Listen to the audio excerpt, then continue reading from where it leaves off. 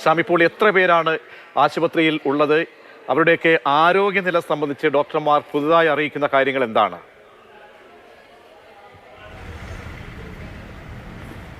പ്രതീക്ഷ, നിലവിൽ ഞാനിപ്പോൾ ഉള്ളത് തൃപ്പൂണിത്തുറ താലൂക്ക് ആശുപത്രിയിലാണ്. ഇവിടെയാണ് ആദ്യഘട്ടത്തിൽ എല്ലാവരെയും എത്തിച്ചത്.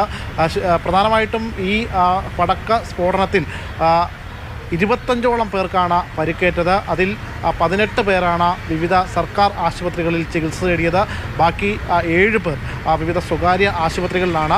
ഈ സ്വകാര്യ ആശുപത്രിയിൽ കഴിയുന്നവർക്ക് കാര്യമായ രീതിയിൽ പരിക്കുകളില്ല എങ്കിൽ പോലും അവർ സ്വകാര്യ ആശുപത്രിയിൽ ചികിത്സ തേടിയവരാണ്. പ്രധാനമായിട്ടും 3 പേർ നിലവിൽ ഗുരുതരാവസ്ഥയിലാണ്. അവരെ കളമശ്ശേരി മെഡിക്കൽ കോളേജിലേക്കാണ് മാറ്റിയിട്ടുള്ളത്. കൂടാതെ മറ്റൊരാളെ എറണാകുളം ജനറൽ ഹോസ്പിറ്റലിലേക്കും മാറ്റിയിട്ടുണ്ട്.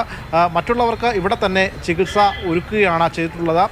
ഇവിടെ എത്തിക്കുമ്പോൾ തന്നെ ഈ പടക്കങ്ങൾ ശേഖരിച്ച വാഹനത്തിലുണ്ടായിരുന്ന ആളായിരുന്നു വിഷ്ണു ഇവിടെ എത്തിക്കുമ്പോൾ തന്നെ മരണപ്പെട്ടിരുന്നു. വിഷ്ണുവിൻ്റെ മൃതദേഹം മോർച്ചറിയിലേക്കും മാറ്റിയിട്ടുണ്ട്. തിരുവനന്തപുരം ഉള്ളൂർ സ്വദേശിയാണ്. അശോകൻ്റെ മകനാണ് വിഷ്ണു എന്നാണ് നിലവിൽ അറിയാൻ കഴിഞ്ഞിട്ടുള്ളത്. ഈ നിലവിൽ ഇപ്പോൾ ഈ അപകടം പറ്റി ചികിത്സയിലുള്ളവരുടെയൊക്കെ നില കുഴപ്പമില്ല എന്നാണ് പറഞ്ഞിരിക്കുന്നത്. പക്ഷേ കളമശ്ശേരി മെഡിക്കൽ കോളേജിലേക്ക് മാറ്റിയ 3 പേരുടെ നില ഗുരുതരാവസ്ഥയിൽ തന്നെ തുടരുന്നു എന്ന് തന്നെയാണ് മനസ്സിലാക്കാൻ കഴിയുന്നത്.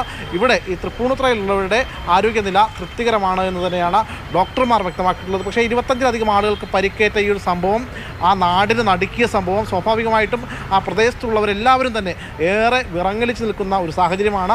അവർക്കുൾപ്പെടെയുള്ള കൗൺസിലിംഗ് അടക്കമുള്ള കാര്യങ്ങളിലേക്ക് അടുത്ത ദിവസങ്ങളിൽ ജില്ലാ ആരോഗ്യ വിഭാഗം നീങ്ങും എന്നാണ് നിലവിൽ ഇപ്പോൾ DMO ഇവിടെ വ്യക്തമാക്കിയിട്ടുള്ളത്.